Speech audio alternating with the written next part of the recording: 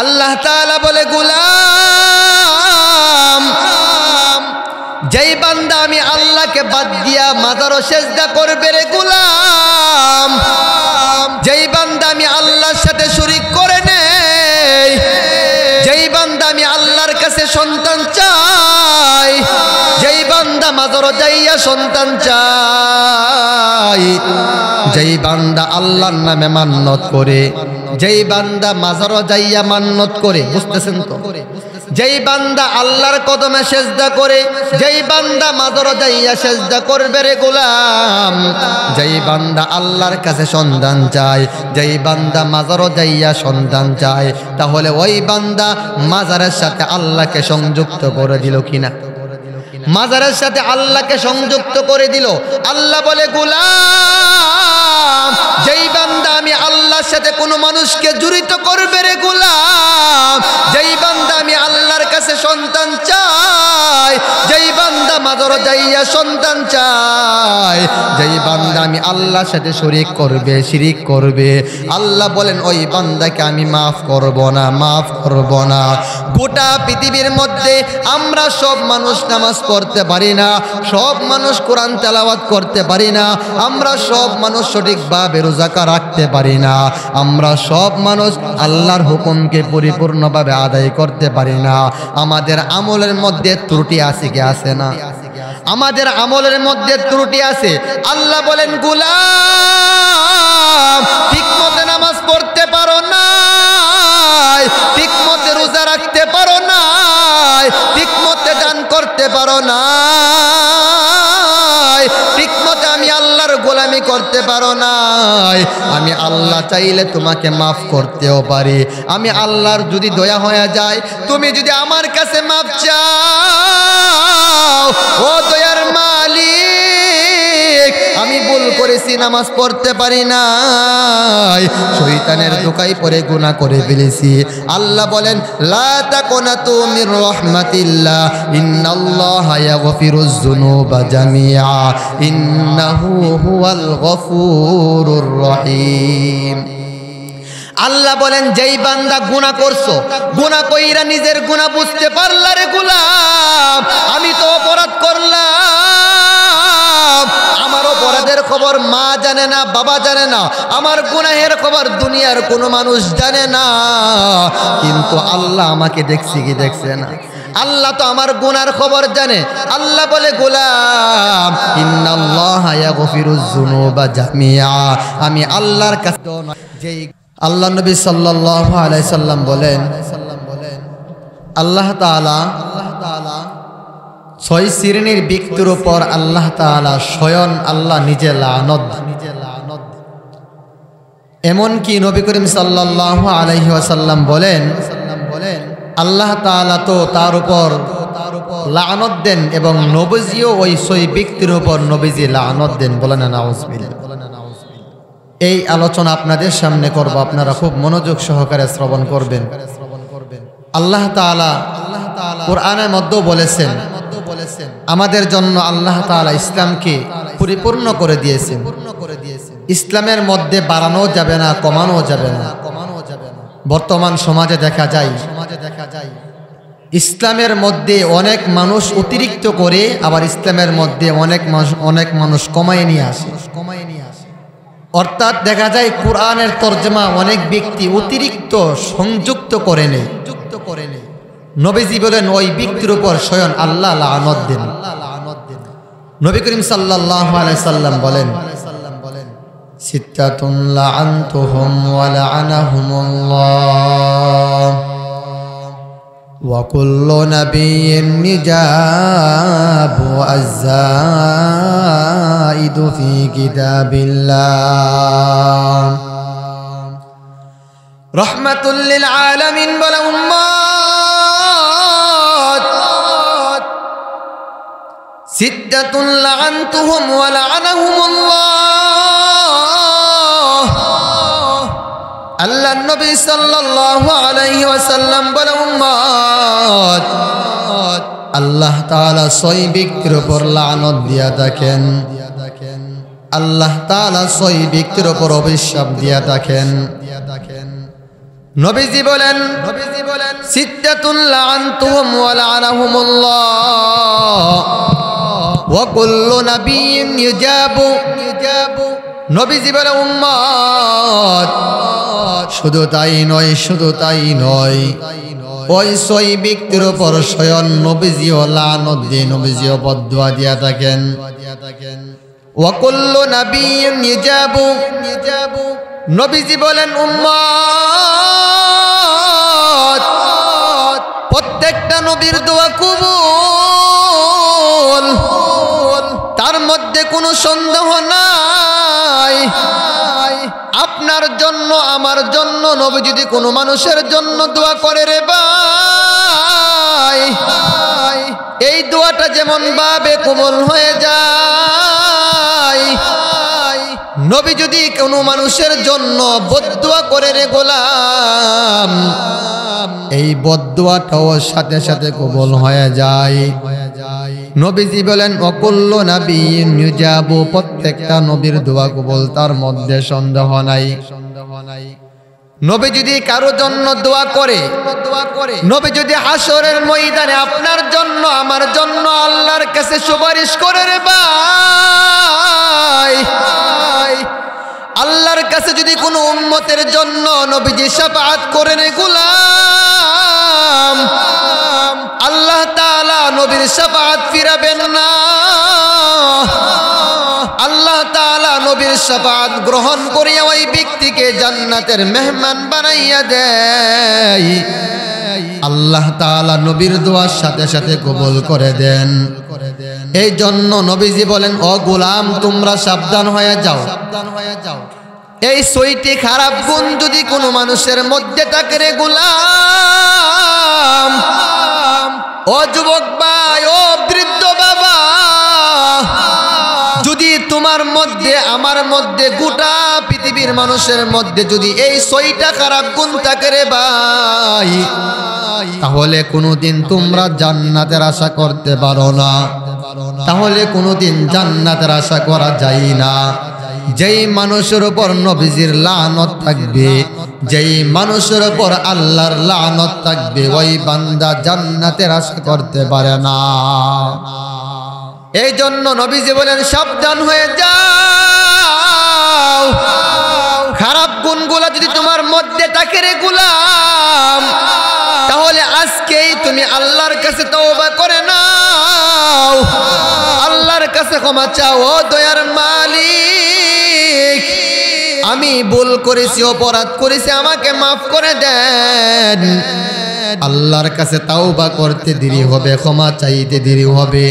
আল্লাহ তাআলা তোমার আমার গুনাহ মাফ করতে একটুও দেরি করবে না, ঠিক না? সেই জন্য নবীজি বলেন, নবীজি আগে বলতেছেন নবীর দোয়া কবুল, নবীর বদদুয়াও কবুল। তার মানে বোঝা যায় ওই ছয়টি খারাপ গুণ যদি তোমার মধ্যে আমার মধ্যে থাকে, তাহলে তোমার আমার জীবন বরবাদ, দুনিয়াও বরবাদ, আখিরাতও বরবাদ। এই জন্য নবীজি বলেন এক নম্বর খারাপ গুণ, সিত্তাতুন লাআনতুহুম ওয়া লাআনাহুমুল্লাহ ওয়া কুল্লু নাবিয়্যিন ইজাবু আয-যাইদু ফি কিতাবিল্লাহ রাহমাতুল লিল আলামিন। বলে উম্মত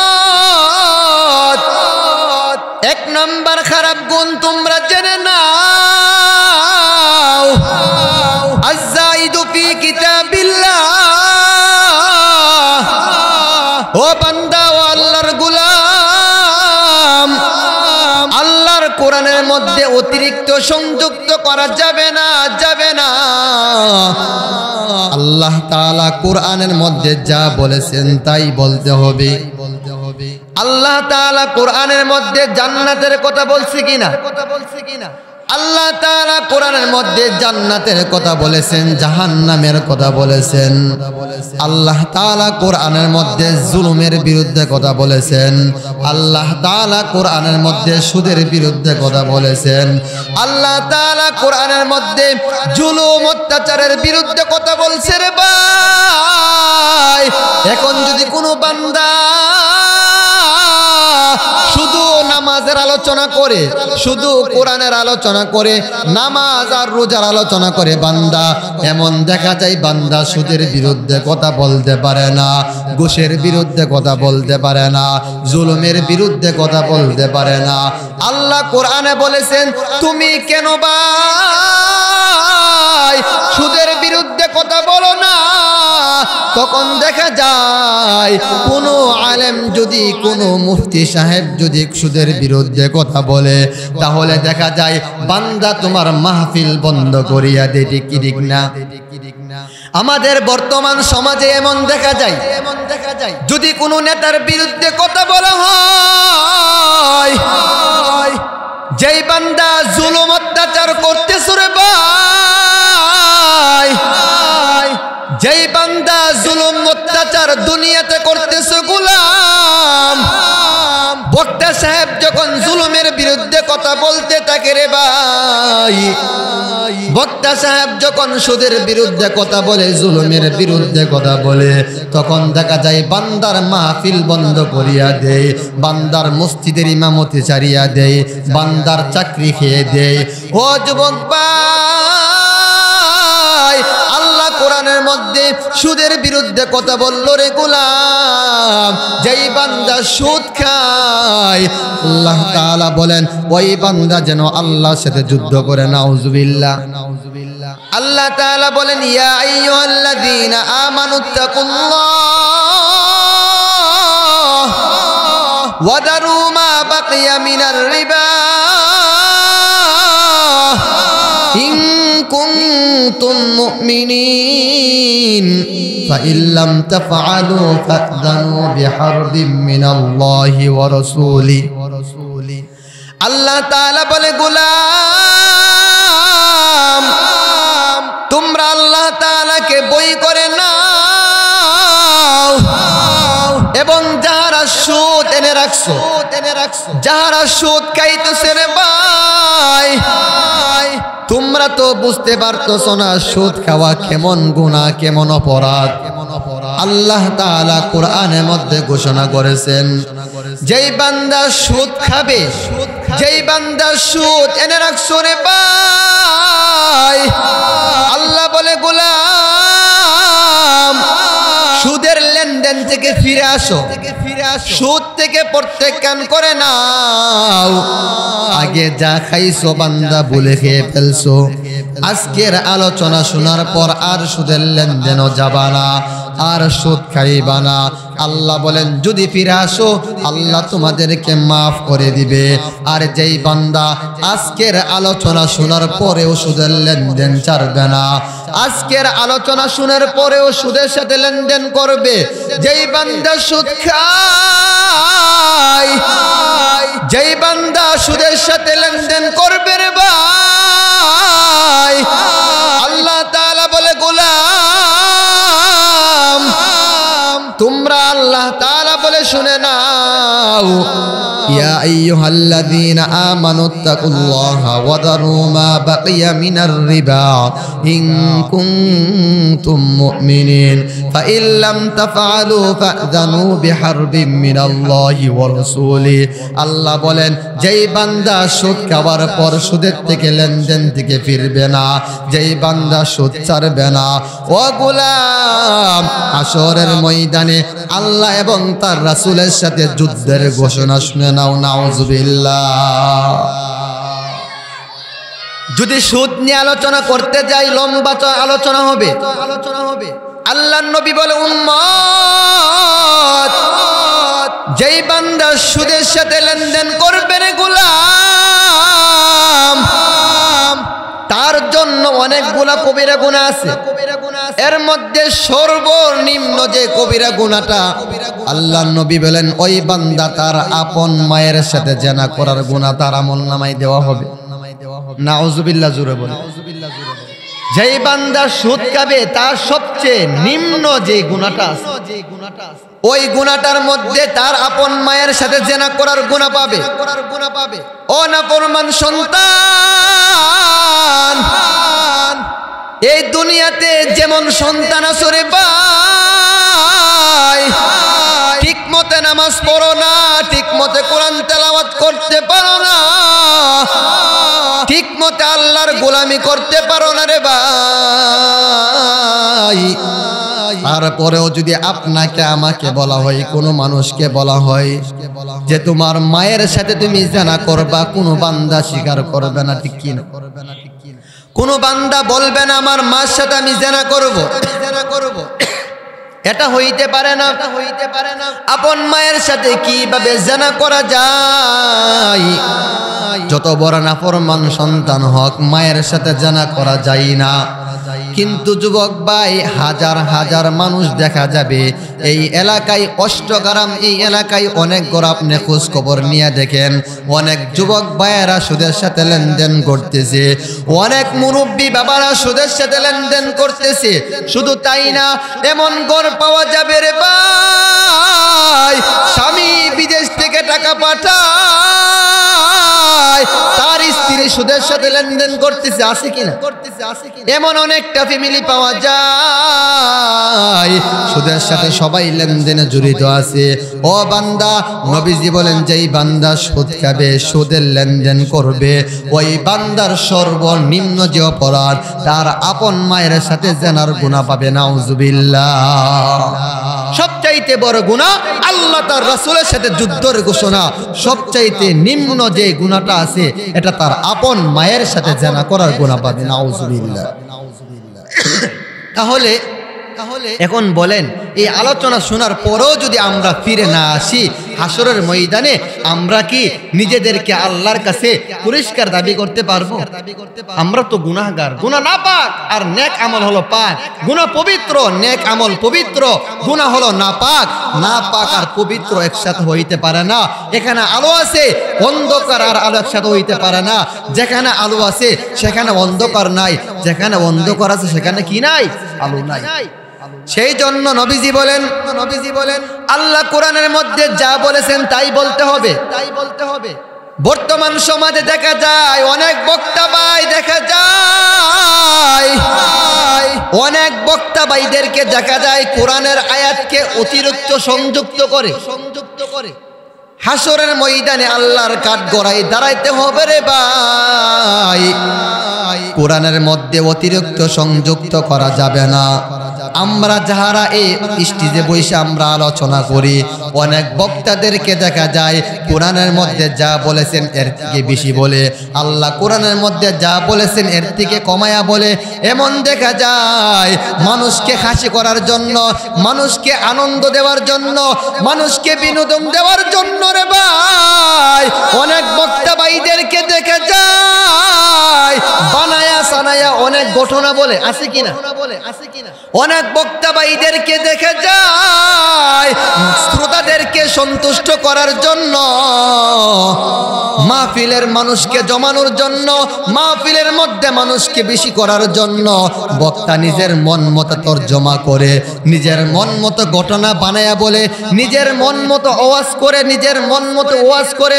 ও বক্তা ভাই, আল্লাহকে বই করে গোলাম, মানুষকে খুশি করার জন্য তুমি আল্লাহর কোরআনের সাথে অতিরিক্ত করতেছো। মানুষকে জমানোর জন্য আল্লাহর কোরআনকে বাড়াইয়া দিলা, মানুষকে খুশি করার জন্য তুমি বানায়া ঘটনা শুনাইলা, মানুষকে হাসি করার জন্য, মানুষকে বিনোদন দেওয়ার জন্য। অনেক বক্তা ভাইদেরকে যা জায়গা দেখা যায় নিজের মনের মতো সে বান্দা ওয়াজ করতে থাকে, যেইগুলা কোরআনের মধ্যে নয়, হাদিসের মধ্যে নয়, ঠিক কিনা? দেখা যায় সমাজের মধ্যে। বর্তমান ওয়াজ মাহফিল এমন হয়ে গেছে, কার থেকে কে বেশি মানুষ জমাইতে পারে।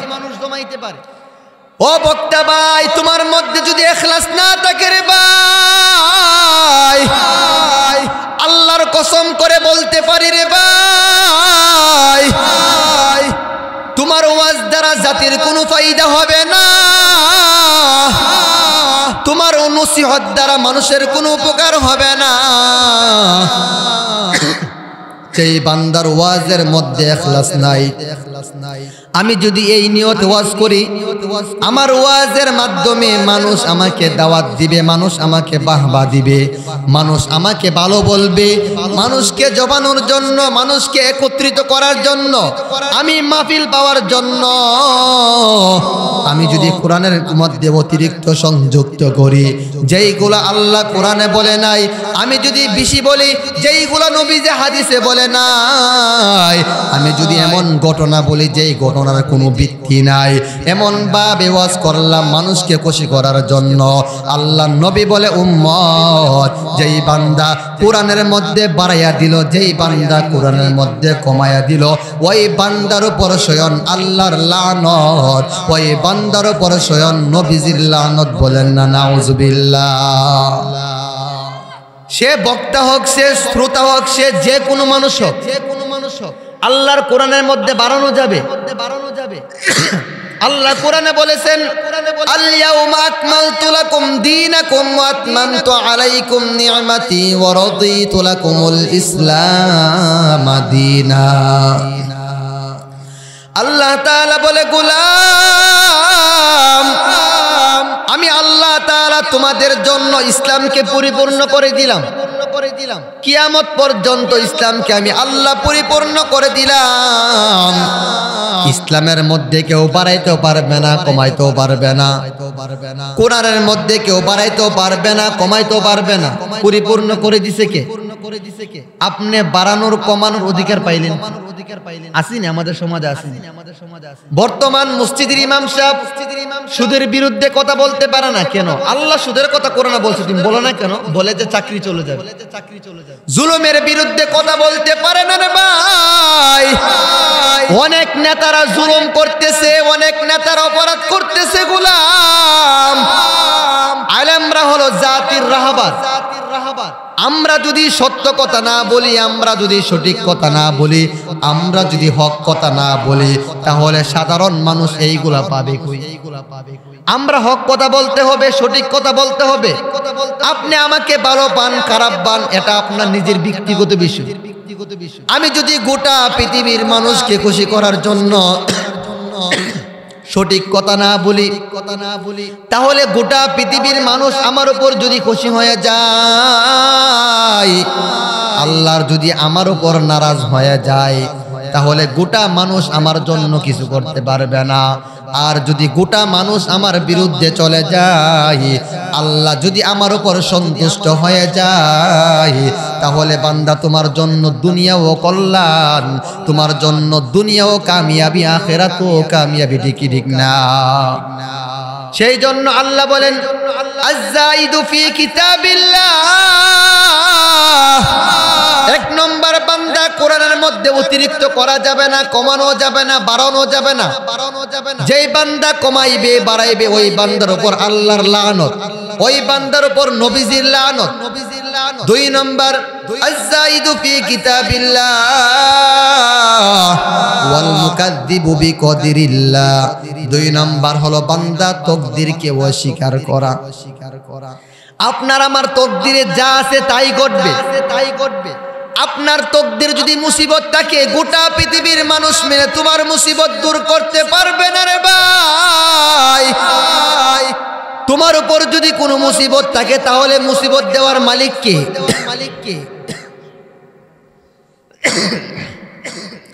গোটা পৃথিবীর মানুষ মিলে তোমাকে চেষ্টা করতেছে মুসিবত থেকে উদ্ধার করার জন্য, কিন্তু মুসিবত দেওয়ার মালিক হলো আল্লাহ, মুসিবত থেকে উদ্ধার করার মালিক হলো আল্লাহ।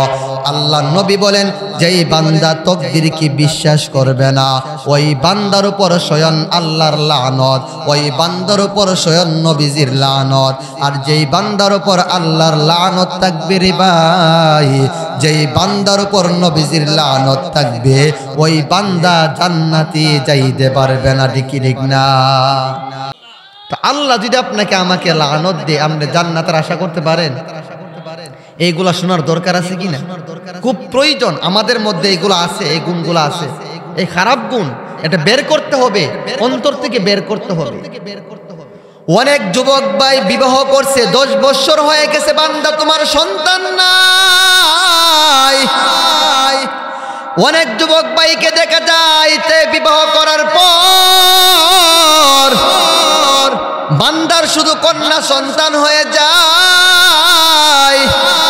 সন্তান দেওয়ার মালিককে ওই বান্দা দেখা যায় অনেক মানুষ আছে যার ছেলেও নাই মেয়েও নাই। আবার অনেক যুবক ভাই আছে তার শুধু মেয়ে আছে ছেলে নাই। আবার এমন অনেক যুবক ভাই আছে যার শুধু মেয়ে আছে ছেলে নাই। অনেকের ছেলে আছে মেয়ে নাই, অনেকের মেয়েও নাই ছেলেও নাই। এই সবগুলার ক্ষমতার মালিক একমাত্র কে? চিল্লায়া বলেন। একমাত্র আল্লাহ। আল্লাহ যেই বান্দাকে খুশি হয়ে অনেক মানুষকে সন্তান দান করবে রে ভাই। অনেক যুবক ভাইকে ছেলেও দান করে মেয়েও দান করে।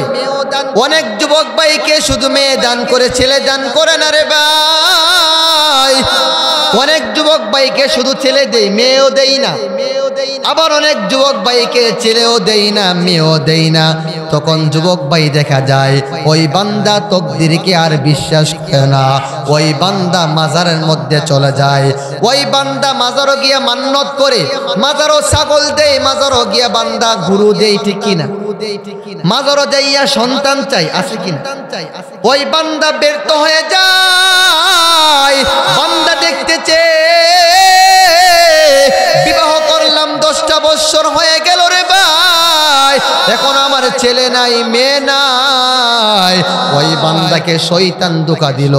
কোন মেয়ে কোন মহিলা বলল ইমুক মাজারে চলে যাও, ওই মাজারে যাওয়ার পর ওই মাজারে মান্নত করো, তাহলে তোমার ছেলে হবে। নাউজুবিল্লাহ। ওই বান্দা মাজারও চলে যায়। ওই বান্দা যাইয়া মাজারও সন্তান চায়। ওই বান্দা মাজারও গুরু দেয়। ওই বান্দা মাজারও মান্নত করে। আল্লাহ ব্যতীত কোনো মানুষের নামে মান্নত করা হারাম। আল্লাহ ছাড়া কোনো বান্দার কদমে সেজদা করা হারাম। ওই বান্দা মাজারও গিয়া সন্তান চাইলো, আল্লাহর কাছে সন্তান চাই নাই। আল্লাহর নবী বলে উম্মত, যেই বান্দা তকদিরকে বিশ্বাস করবে না রে গোলাম, যেই বান্দা তকদিরকে বিশ্বাস করবে না, হাসরের ময়দানে আল্লাহ তাআলা ওই বান্দার উপর স্বয়ং আল্লাহ লানত দেয়। ওই বান্দার উপর স্বয়ং নবীজি লানত দেয়। নাউজুবিল্লাহ। ওই সন্তান মাজারও যাইয়া সন্তান চাই, মাজারও ছাগল দেই গুরু দেই, মাজারও সেজদাও করে। ও যুবক ভাই, তুমি যে মাজারও যাইয়া সন্তান চাইলা রে ভাই, তোমার তো ইমানই চলে গেছে, তোমার তো আর ইমান নাই। আল্লাহ তাআলা কোরআনের মধ্যে বলেন, ইন্নাল্লাহা লা ইয়াগফিরু আইয়ুশরাকা বিহি ওয়া ইয়াগফিরু মা দুনা যালিকা লিমান ইয়াশা। আল্লাহ তাআলা বলে, গোলাম, যেই বান্দা আমি আল্লাহকে বাদ দিয়া মাজারও সেজদা করবে রে গোলাম, যেই বান্দা আমি আল্লাহর সাথে শরীক করে নেই, যেই বান্দা আমি আল্লাহর কাছে সন্তান চাই, যেই বান্দা মাজারও যাইয়া সন্তান চাই, যেই বান্দা আল্লাহর নামে মান্নত করে, যেই বান্দা মাজারও যাইয়া মান্নত করে, বুঝতেছেন তো? যেই বান্দা আল্লাহর কদমে সেজদা করে, যেই বান্দা মাজারও যাইয়া সেজদা করবে রে গোলাম, যেই বান্দা আল্লাহর কাছে সন্তান চায়, যেই বান্দা মাজারও যাইয়া সন্তান চায়, তাহলে ওই বান্দা মাজারের সাথে আল্লাহকে সংযুক্ত করে দিল কিনা? মাজারের সাথে আল্লাহকে সংযুক্ত করে দিল। আল্লাহ বলে, গোলাম, যেই বান্দা আমি আল্লাহর সাথে কোনো মানুষকে জড়িত করবে রে গোলাম, যেই বান্দা আমি আল্লাহর কাছে সন্তান চাই, যেই বান্দা মাজারও যাইয়া সন্তান চাই, যেই বান্দা আমি আল্লাহর সাথে শরীক করবে, শিরিক করবে, আল্লাহ বলেন ওই বান্দাকে আমি মাফ করব না, মাফ করব না। গোটা পৃথিবীর মধ্যে আমরা সব মানুষ নামাজ পড়তে পারি না, সব মানুষ কোরআন তেলাওয়াত করতে পারি না, আমরা সব মানুষ সঠিকভাবে রোজা রাখতে পারি না, আমরা সব মানুষ আল্লাহর হুকুমকে পরিপূর্ণভাবে আদায় করতে পারি না। আমাদের আমলের মধ্যে ত্রুটি আছে কি আছে না? আমাদের আমলের মধ্যে ত্রুটি আছে। আল্লাহ বলেন, গোলাম, ঠিকমতো নামাজ পড়তে পারো না,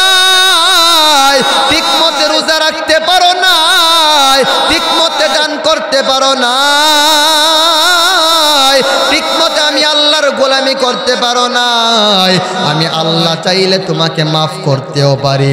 আমি আল্লাহর যদি দয়া হয়ে যায়, তুমি যদি আমার কাছে মাফ চাও, ও দয়ার মালিক, আমি ভুল করেছি, নামাজ পড়তে পারি নাই, শয়তানের ধোঁকায় পড়ে গুনাহ করে ফেলেছি।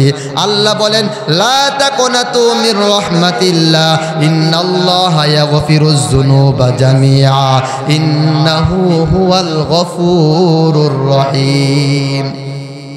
আল্লাহ বলেন, যেই বান্দা গুনাহ করছো, গুনাহ কইরা নিজের গুনাহ বুঝতে পারলা রে গোলাম, আমি তো অপরাধ করলাম, আমার অপরাধের খবর মা জানে না, বাবা জানে না, আমার গুনাহের খবর দুনিয়ার কোনো মানুষ জানে না, কিন্তু আল্লাহ আমাকে দেখছি কি দেখছে না? আল্লাহ তো আমার গুনার খবর জানে। আল্লাহ বলে, গোলাম, ইন্নাল্লাহা ইয়াগফিরুয যুনুবা জামিআ, আমি আল্লাহর কাছে মাফ চাও, আমি আল্লাহ তোমার জীবনের সমস্ত গুনাহ মাফ করে দিব। সুবহানাল্লাহ। আল্লাহ বলেন, শিরিক গুনাহ ব্যতীত তুমি যত গুনাহ করবা, তোমার আমলের মধ্যে কোনো শিরিক নাই, নামাজ ঠিক মতে পড়তে পারো না,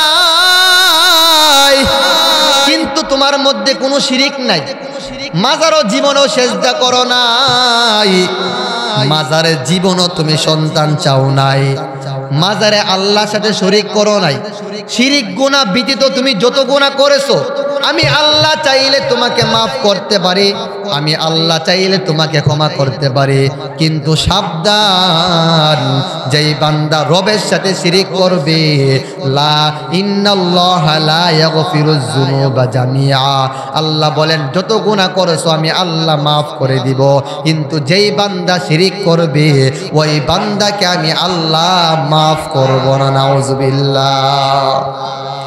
আল্লাহ যদি আপনাকে আমাকে মাফ না করে, তাহলে মাফ করার আছে কে? আর কেউ আছে? মাফ কার কাছে চাইব?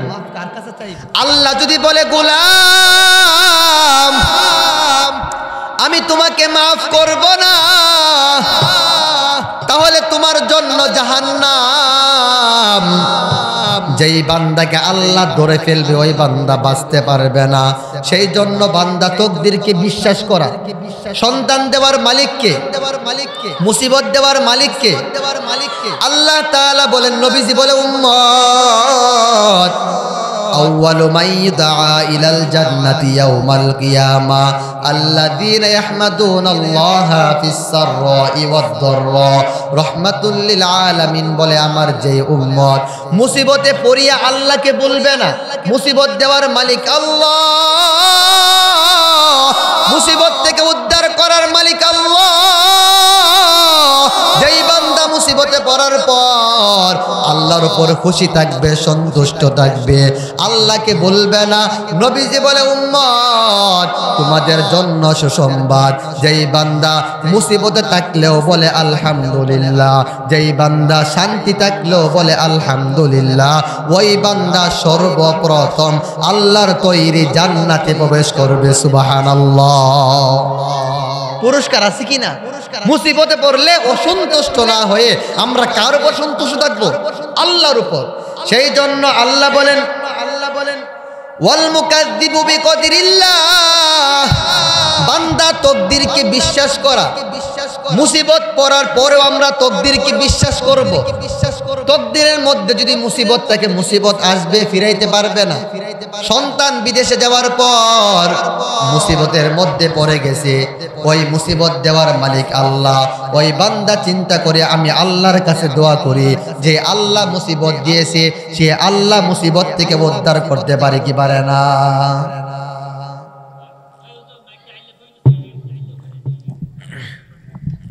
তাহলে আমরা যেই কথা বলতেছিলাম, এক নম্বর, আল্লাহ কোরআনের মধ্যে অতিরিক্ত করা যাবে না।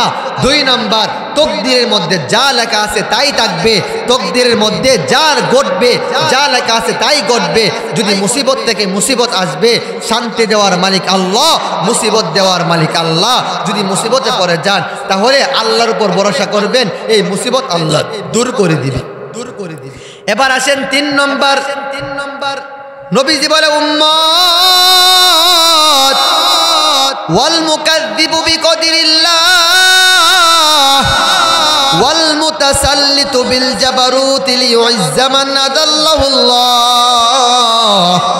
ওয়া ইউযিল্লা মান আ'আজ্জাহুল্লাহ।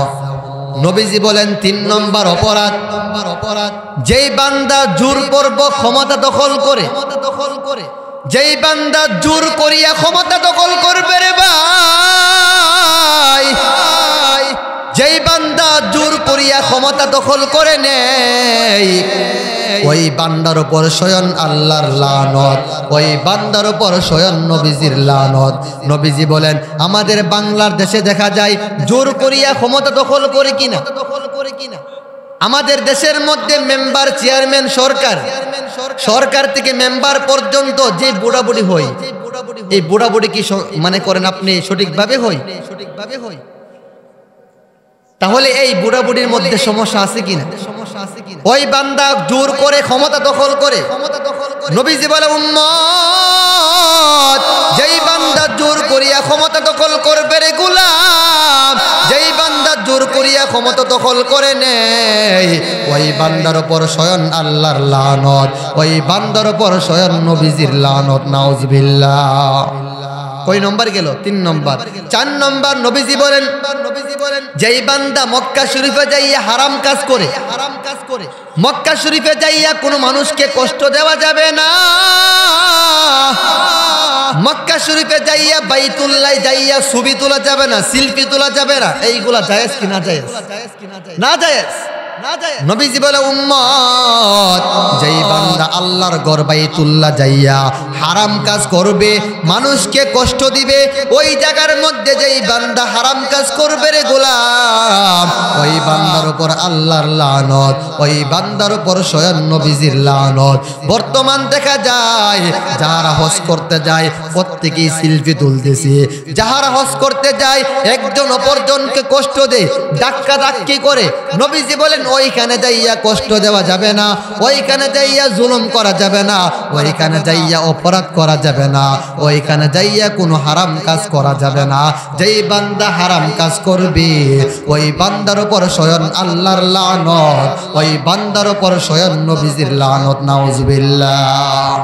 ৫ নম্বর খারাপ গুণ, নবীজি বলেন উম্মত, যেই বান্দা আমার বংশধরকে কষ্ট দেয়, ওই বান্দার উপর স্বয়ং আল্লাহর লানত। বর্তমান সমাজে দেখা যায় অনেক জালেম আছে নবীর বংশধরকে কষ্ট দেয়, অনেক জালেম আছে আমার নবীর চরিত্র নিয়ে কথা বলে, অনেক নাস্তিককে দেখা যায় নবীর চরিত্র নিয়ে কথা বলতেছে রে গোলাম, নবীর বংশধরকে নিয়ে কথা বলতেছে।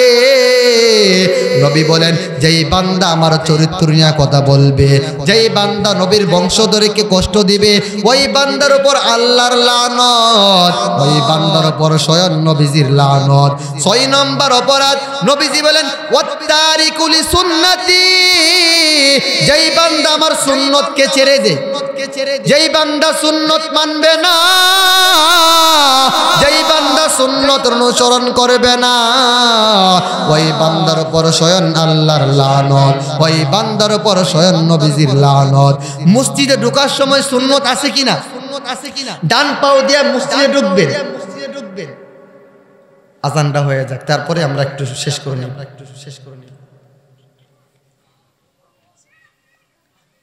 তাহলে শেষ করে দিচ্ছি। এখানে হলো নবীজি বলেন ওয়াত্তারিকুল সুন্নতি, যেই বান্দা সুন্নত ছেড়ে দেয়। প্রত্যেকটা জায়গার মধ্যে নবীর সুন্নত আছে, তাহলে এই সুন্নতগুলা ছাড়া যাবে না। নামাজের পর সুন্নত করতে হবে, প্রত্যেকটা সেক্টরে সুন্নত আছে, ওই সুন্নতগুলো আমল করতে হবে। যেই বান্দা ইচ্ছাকৃতভাবে সুন্নত ছেড়ে দেয়, ওই বান্দার উপর স্বয়ং আল্লাহর লানত, ওই বান্দার উপর স্বয়ং নবীজির লানত। এই ৬টা খারাপ গুণ যার মধ্যে আছে, ওই বান্দা জান্নাতের আশা করতে পারে না। আল্লাহ তাআলা আমাদের সকলকে ওই ৬টা খারাপ গুণ জীবন থেকে, আমাদের কলব থেকে বের করার তৌফিক দান করে, সকলে বলি আমিন। ঈমান আমল নিয়ে কবরে যাওয়ার তৌফিক দান করে, সকলে বলি আমিন। ওয়া আখিরি দাওয়ানা আনিল হামদুলিল্লাহি রাব্বিল আলামিন। আসসালামু আলাইকুম ওয়া রাহমাতুল্লাহি ওয়া বারাকাতুহু।